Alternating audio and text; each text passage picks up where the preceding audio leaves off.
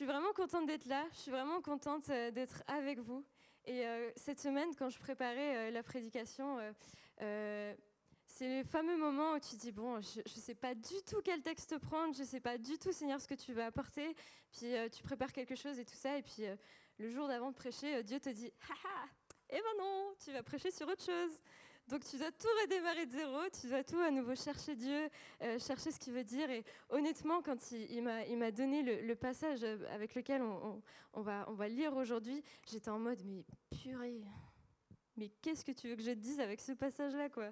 J'étais en mode, je sais vraiment pas où tu veux en venir, mais heureusement, il y a le Seigneur, il nous parle. Et le titre de mon message, c'est « La nuée qui nous parle ». La nuée qui nous parle encore pour aujourd'hui. Et c'est un passage qui se trouve dans le livre de Nombres. Et juste pour remettre dans le contexte, le livre de Nombres, c'est ce moment-là où le peuple d'Israël, il se trouve dans le désert. Il a enfin pu quitter l'Égypte. Et puis ils sont passés au travers de la mer Rouge. Il y a Moïse qui a reçu les 10 commandements. C'est un truc incroyable qui est en train de se passer. Et donc ils marchent vers la terre promise. Et ils sont dans cette période des 40 ans. Et il y a Dieu qui a donné l'ordre à Moïse d'établir une tente, la tente de la rencontre. Et il va dire qu'il va habiter au milieu de son peuple. Et c'est quelque chose qui est incroyable, qui ne s'est jamais passé auparavant. Et une chose magnifique qui se passe, c'est que Dieu va manifester sa présence sur cette tente de la rencontre. Et on appelle ça le tabernacle. Donc c'est vraiment la demeure de Dieu, ou on peut aussi l'appeler la tente du témoignage. Et il se trouve que dans cette marche d'obéissance, Dieu va se manifester d'une manière précise. On lit ça ensemble? Vous êtes prêts? Quand même, vous pouvez m'encourager là. Vous êtes prêts? Wouhou! Alors, c'est Nombre 9, verset 15. Le jour où le tabernacle fut dressé, la nuée couvrit le tabernacle. La nuée, c'est comme plusieurs nuages, une masse nuageuse, la tente de la rencontre. Depuis le soir jusqu'au matin, elle eut l'apparence d'un feu sur le tabernacle. On voit dans d'autres passages qu'en fait, ce feu, c'est une colonne de feu. Donc, c'est vraiment très impressionnant. Cela se passe constamment ainsi. La nuée couvrait le tabernacle et la nuit, elle avait l'apparence d'un feu. Quand la nuée s'élevait au-dessus de la tente, les Israélites partaient et campaient à l'endroit où s'arrêtait la nuée. Les Israélites partaient sur l'ordre de l'Éternel et ils campaient sur l'ordre de l'Éternel. Ils campaient aussi longtemps que la nuée restait sur le tabernacle. Qu'elle s'arrête sur le tabernacle 2 jours, 1 mois ou 1 année, les Israélites restaient à camper et ne partaient pas. Et quand elle s'élevait, ils partaient. Je ne sais pas si on s'imagine, mais pour que tout le peuple d'Israël voit ça, parce qu'ils sont des milliers, de millions de personnes, il faut que cette nuée, elle soit vraiment immense, qu'elle monte jusqu'au ciel. Donc moi, je m'imagine cette nuée un peu comme une sorte de tornade qu'on voit monter jusqu'au ciel, une masse nuageuse très impressionnante. Et de voir la nuit une colonne de feu, ça rend vraiment bouche bée. Et ce texte, il est super, super enrichissant. Et premièrement, cette nuée nous révèle et témoigne la présence de Dieu. Donc ce qu'il faut savoir, c'est que dans cette tente de la rencontre, il y a le coffre de l'Alliance, où dedans, en fait, il y a les 10 commandements. C'est ces pierres qui ont été gravées directement par Dieu sur le mont Sinaï. C'est la parole de Dieu qui est là. Ça montre à quel point la présence de Dieu et sa parole est au centre du peuple, qu'elle fait partie de leur quotidien, qu'elle fait partie de leur chaque jour. Et c'est un symbole fort de sa présence, parce que leur vie, finalement, est tournée autour de lui. Et cette nuée et cette colonne de feu, c'est tellement incroyable parce qu'au-delà de l'obéissance, ça montre à quel point Dieu est présent et il les guide, qu'il est lui-même avec eux. Et du coup, vu que je ne sais pas si on s'imagine, j'ai mis la photo en plus grand de ce à quoi une colonne de feu peut ressembler. Ça, c'est une colonne qui a été faite par des scientifiques et tout ça parce qu'ils faisaient une expérience. Mais de se dire que ça, jusqu'au ciel, on le voyait, c'est impressionnant. Et c'est pas seulement impressionnant et ça montre pas seulement la puissance de Dieu, mais aussi ça servait à protéger le peuple. Parce que tous les ennemis, quand ils voyaient ça, ils n'osaient pas du tout s'approcher, donc ça servait vraiment aussi à une protection. Ça montrait à quel point Dieu était avec son peuple. Et en même temps, pour le peuple, c'était une manifestation, un prodige, comme on peut l'appeler, qui amène une saine crainte. Parce que, honnêtement, je ne sais pas vous, mais moi, si je vois une colonne de feu devant moi, je ne vais pas poser de questions à Dieu, puis je suis en mode « Ok, Seigneur, je te suis là, parce que je ne sais pas trop ce qui se passe. » Mais et elle symbolise vraiment cette gloire ardente et rayonnante de Dieu. Et quand je réalisais ça, j'étais en mode, mais purée, est-ce que dans ma vie, je vis cette gloire rayonnante et ardente de Dieu? Est-ce que je vis cette gloire rayonnante et ardente de Dieu dans ma famille, dans mon travail, dans mes études? Est-ce que je vis cette puissance-là dans ma famille?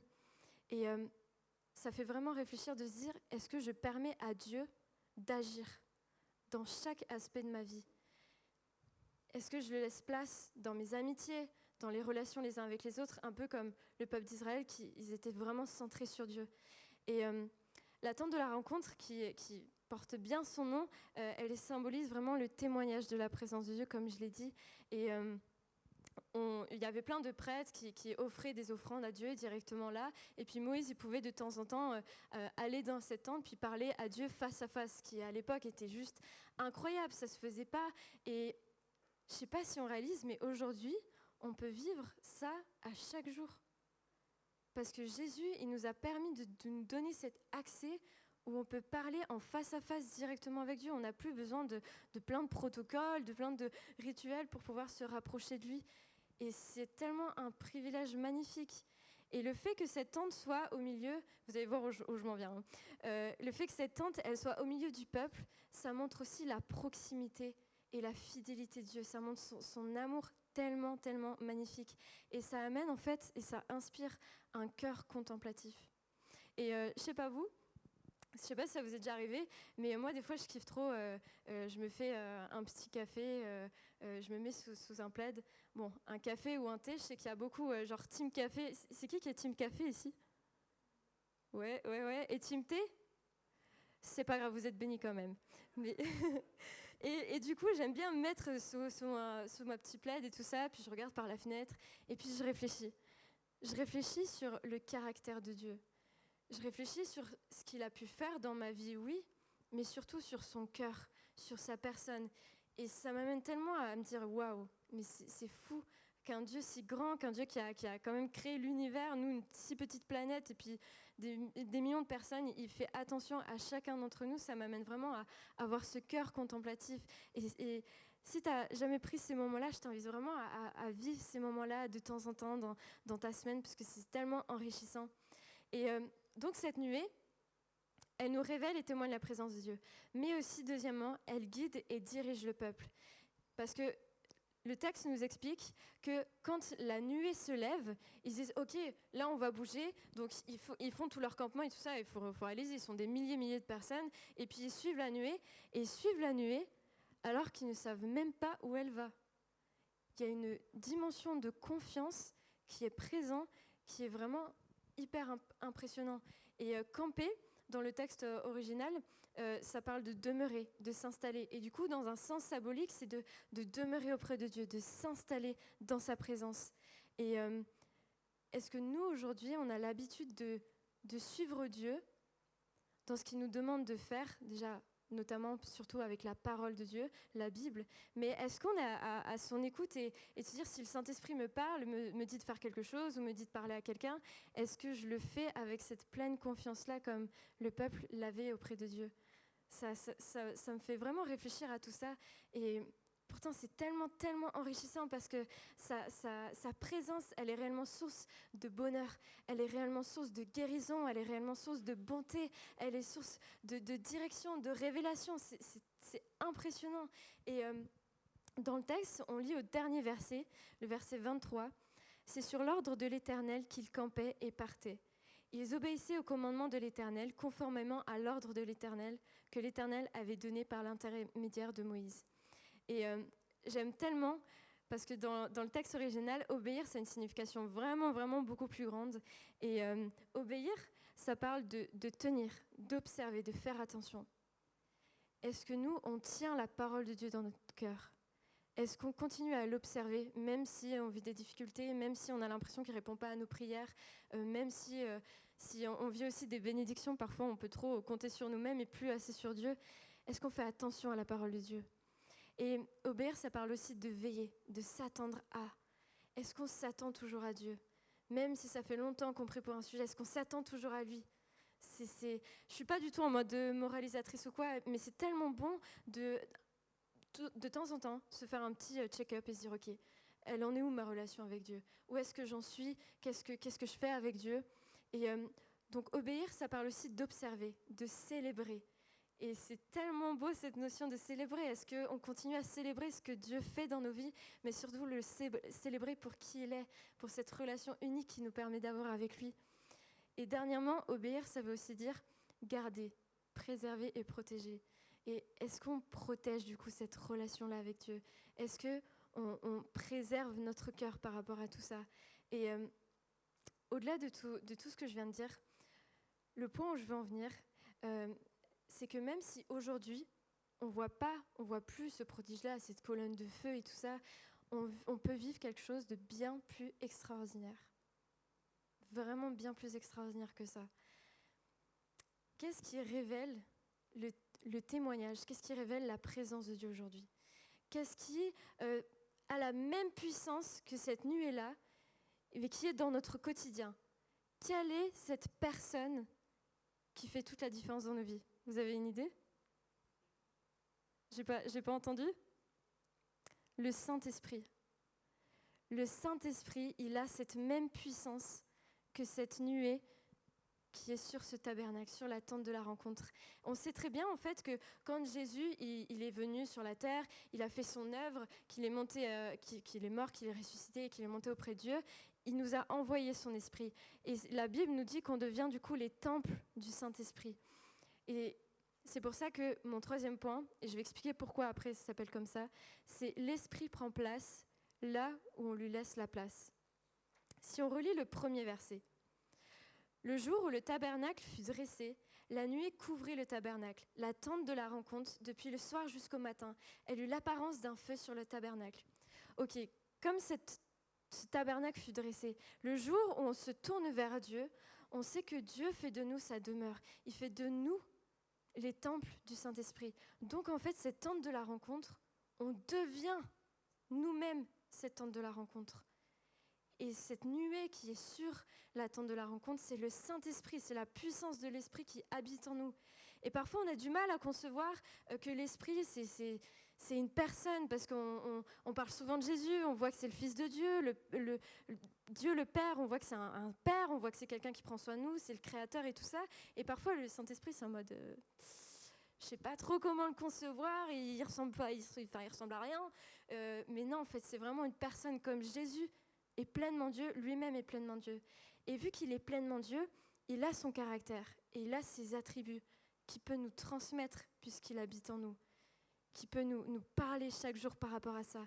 Et je trouve ça juste waouh, parce que le Saint-Esprit qui est en nous, il peut amener une atmosphère divine dans notre vie, dans notre cœur, dans notre quotidien.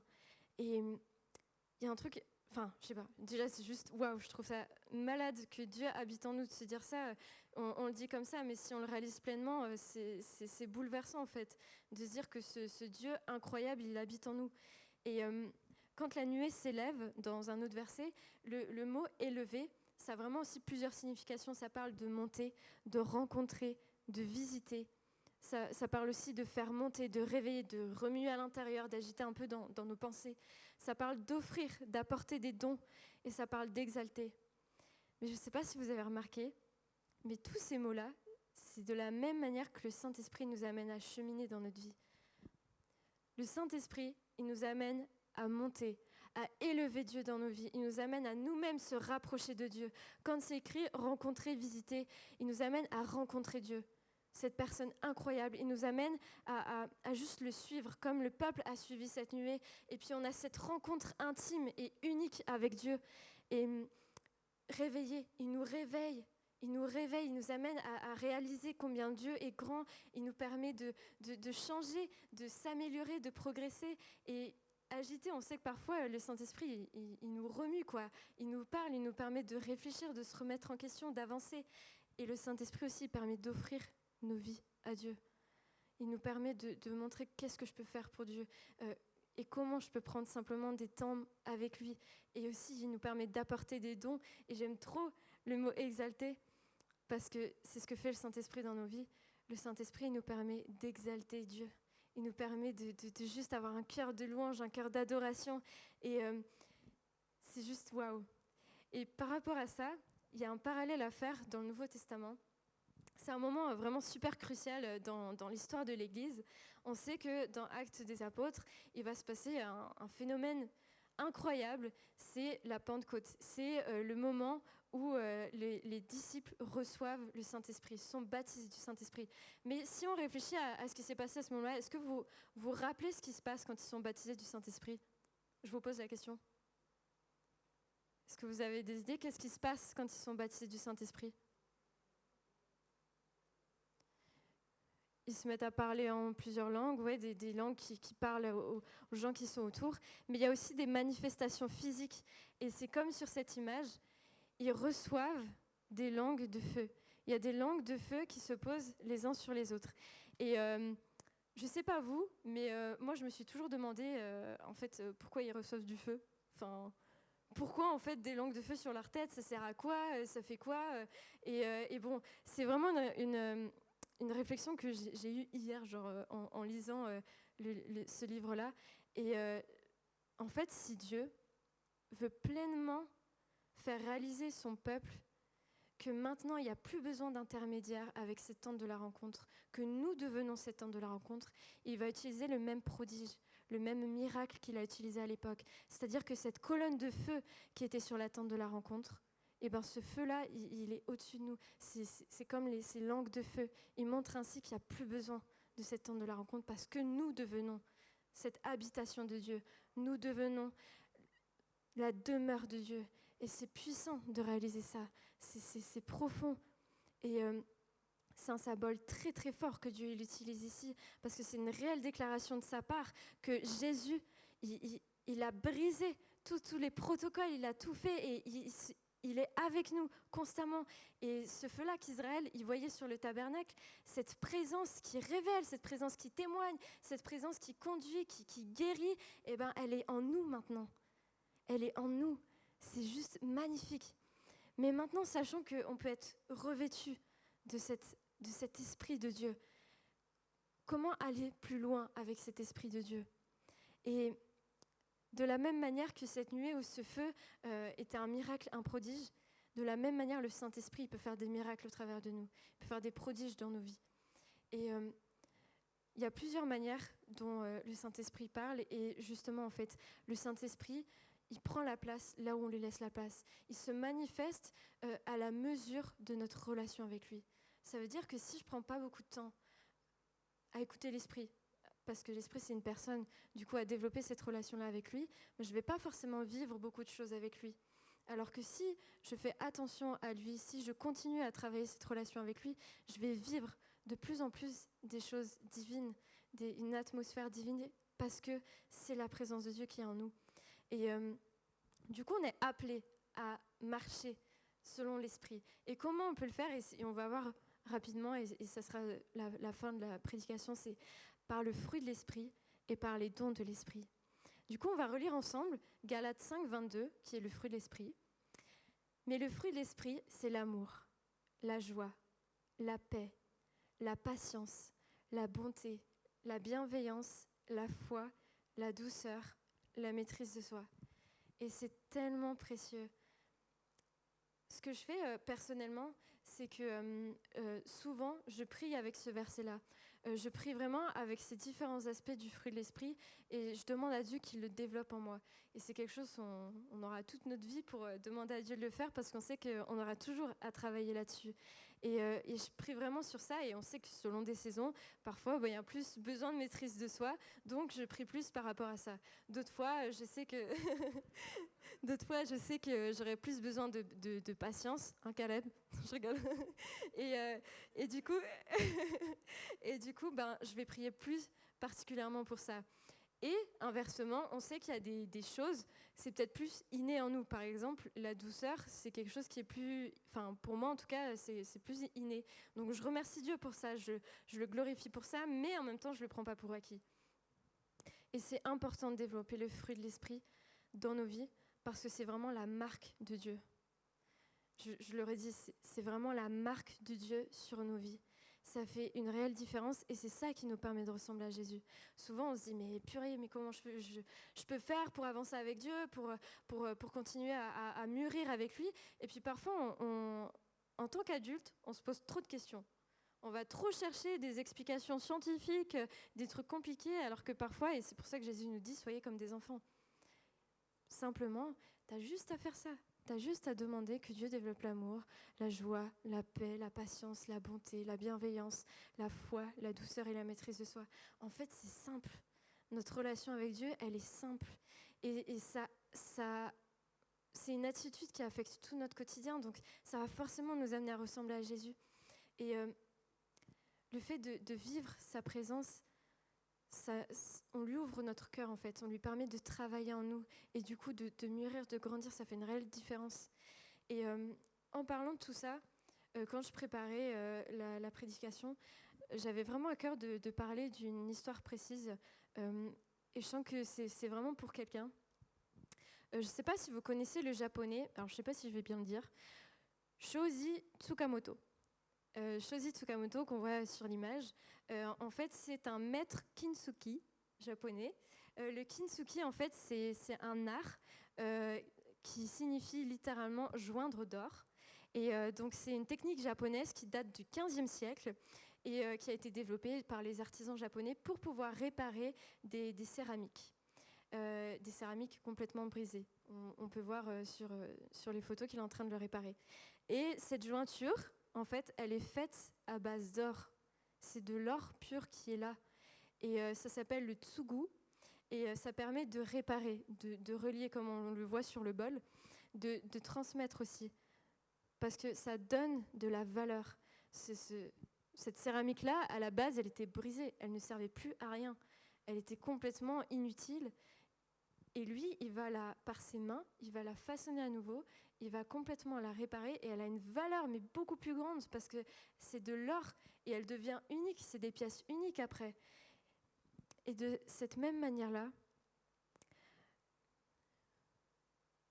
tu as pu être une céramique brisée. Tu as pu être brisé par la vie, brisé par des personnes, brisé par des paroles. Et en fait, Dieu, il te dit que simplement, il est là. Et comme ce Japonais, il te prend. Et c'est lui qui te répare. C'est lui qui te façonne. Et tu as de la valeur inestimable. C'est de l'or. Tu vaux comme de l'or. C'est tellement précieux.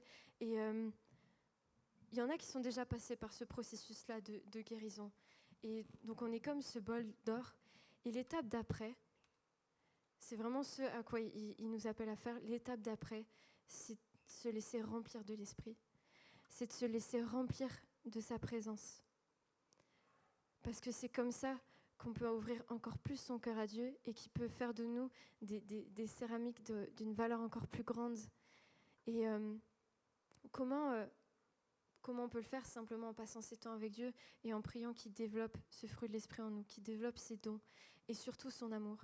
Parce que du coup, la manifestation de l'Esprit de Dieu, ça passe aussi par les dons. Et on peut voir dans 1 Corinthiens 12, 7 à 10, différents dons de l'Esprit. J'ai fait un résumé du passage.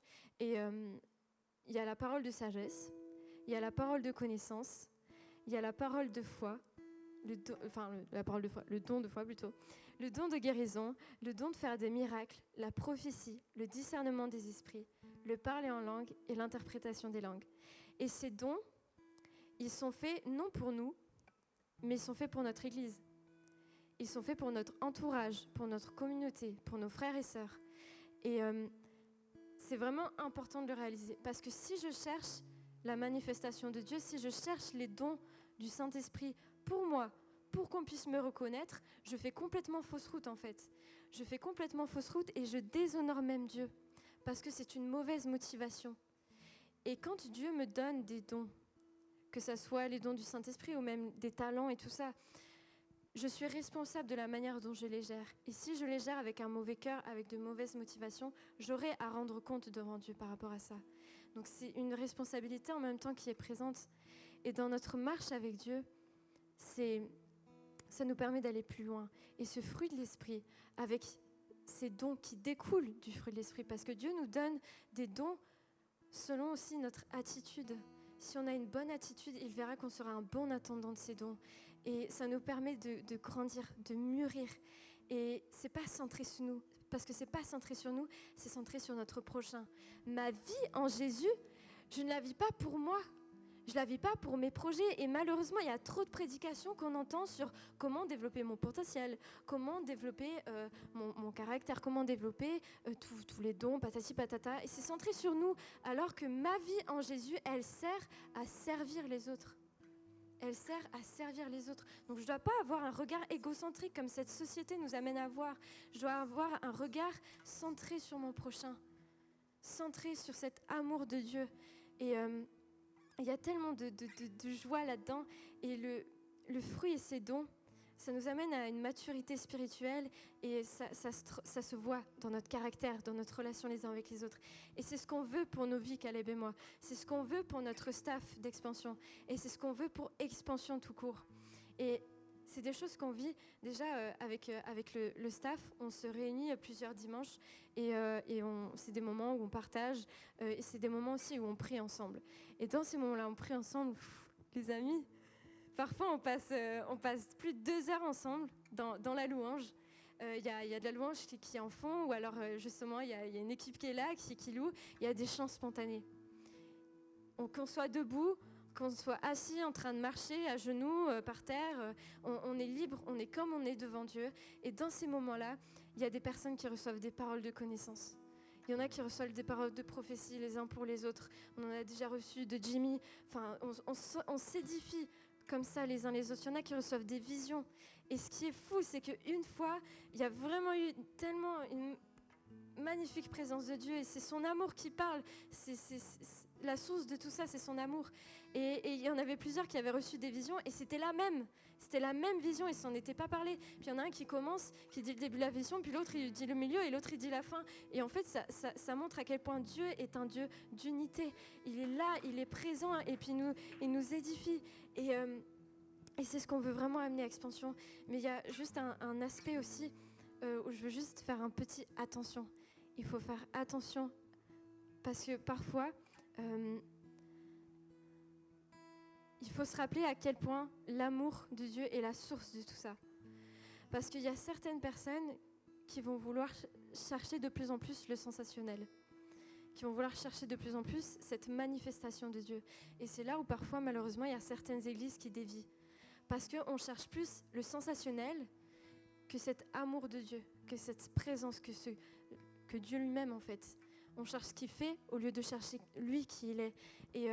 Et par rapport à ça, pour donner vraiment un exemple concret, je veux juste partager En fait, je l'ai vécu. Moi, je suis déjà tombée dans le panneau et j'en suis pas du tout fière. C'était avant de partir au Canada. Je vivais vraiment un réveil personnel très fort. Mais je le gérais toute seule. Donc, j'avais pas cette maturité, ce recul au fur et à mesure de me rendre compte que je prenais peut-être un chemin qui était pas juste, qui était pas bon devant Dieu. Et à un moment donné, j'étais avec une amie, ensemble, on priait souvent, toutes les deux, on recevait plein de choses, et puis on priait pour des malades, ils étaient guéris et tout ça. Et puis il y avait un ami qu'on avait en commun, et on avait déjà parlé avec lui de Dieu, et en fait, il devait venir nous voir. Donc je vous parle, c'est une des erreurs que j'ai fait, je vous explique pourquoi après. Donc, en fait, il devait venir. Et puis là, il nous envoie un message. Il nous dit écoutez, je suis désolée, je ne peux pas venir parce que mon scooter, il ne fonctionne plus. En fait, il ne démarre pas. Puis c'était un peu un mécano et tout. Et puis, en fait, on lui dit pourquoi. Puis il nous explique qu'en fait, il y a une pièce dans tout le système qui, en fait, est brisée. Il s'est cassé en deux. Du coup, ça empêche le fonctionnement du moteur et tout ça. Enfin, moi, je ne m'y connais pas du tout. Et puis, on sent à ce moment-là que c'est une opposition. Parce qu'on va parler de Dieu avec lui. Donc c'est le don de discernement qui se passe à ce moment-là. Et là, on a la conviction qu'il faut qu'on l'appelle et qu'on lui dise de réessayer de rallumer son scooter. Et donc on l'appelle et on lui dit écoute, tu sais, Dieu, il est capable de faire l'impossible et puis il peut redémarrer ton scooter. Il nous rigole à la face et puis il nous dit mais en fait, vous êtes folle, hein. Vous êtes vraiment folle. Et puis on insiste et tout. Et puis finalement, vu qu'on insiste, puis qu'il nous connaît un petit peu, genre il essaye de démarrer le scooter, puis là il y a un gros blanc. Et puis il nous dit, écoutez, j'arrive. En fait, le scooter, il a démarré, je comprends pas, alors que la pièce, elle est brisée, elle est sous mes yeux. Et donc il vient. Et réparation de scooter, dans ce but-là, c'était parce qu'on allait parler de Dieu et il n'avait aucun chrétien dans son entourage. Et quand il arrive, on parle et tout ça, puis il nous dit qu'il a un problème à la jambe, qu'il a mal à la jambe, on prie pour sa jambe est guérie. Et on vit plusieurs choses avec lui, et finalement, il est vraiment touché par Dieu, puis en tout cas, on pense qu'il est touché en profondeur, et puis il a une Bible, il rentre chez lui et tout ça, et en fait, au fur et à mesure, il s'éloigne vraiment de Dieu. Et c'est sûr qu'il y a la décision personnelle de chacun, mais je comprends qu'il y a quelque chose que j'ai fait mal. Il y a quelque chose que j'ai fait mal et je ne comprends pas ce que c'est. Et je demande à Dieu, mais Seigneur, explique-moi, montre-moi, j'ai raté quelque chose, j'ai manqué quelque chose. Et en fait, Dieu me fait réaliser, pas seulement avec cette histoire-là, mais avec plusieurs choses qui s'étaient passées avant, que j'étais de plus en plus en train de prier et de chercher la manifestation de Dieu au lieu de son amour. Donc, de la même manière, en fait, quand je parlais à lui, à ce garçon, je parlais plus de la puissance de Dieu, de ce qu'il est capable de faire, que de son cœur, que de son amour pour lui, que de son caractère. Et ça a été mon erreur, parce que je cherchais vraiment plus la manifestation que sa présence même, que son cœur même. Et ça, c'est vraiment quelque chose que, vraiment, ne tombons pas là-dedans. Et puis, si jamais vous connaissez des personnes comme ça, essayez de les encourager à chercher plus le cœur de Dieu. Et je vais finir là-dessus, j'ai besoin de l'Esprit Saint dans ma vie. J'ai besoin de lui pour être témoin de la présence de Dieu, pour recevoir des révélations de lui, c'est-à-dire parfois pour mieux comprendre la parole. Le Saint-Esprit, même si on ne comprend pas un passage, il va nous aider on prie, et il va nous éclairer tout simplement dans une pensée et nous dire, en fait, ça veut dire ça. Et c'est en toute simplicité, c'est vraiment comme avec un ami. J'ai besoin de lui parce qu'il me guide. Il me permet, dans la vie en général, de savoir où je dois aller, dans quelle direction, quelle décision prendre. Et j'ai besoin de lui pour veiller sur mon cœur, en développant du coup le fruit de l'Esprit, qui me permet de ressembler à Jésus, parce que je suis le temple du Saint-Esprit. On se rappelle, comme ce tabernacle, cette tente de la rencontre dans l'Ancien Testament, avec cette nuée, aujourd'hui c'est nous, on est couverts de la nuée de Dieu. Et nuée, c'est revêtir, on est revêtus de lui, il nous protège. Et je veux laisser l'Esprit Saint me remplir pour que sa vie et que sa personne, elle rayonne au travers de moi. Qu'on voit lui au travers de moi. Et que sa personne rayonne dans mon église, dans mon groupe maison, dans ma famille, dans mon travail et tout ça. Et vraiment, s'il y a une chose qu'on peut faire chez nous en réalisant tout ça avec tout ce passage-là et le lien qu'on peut faire avec le Saint-Esprit dans nos vies, que vraiment on puisse prier au quotidien, que Dieu développe ce fruit-là de l'Esprit, que Dieu développe aussi cet amour pour rester proche de Dieu et en même temps de vivre ces dons du Saint-Esprit.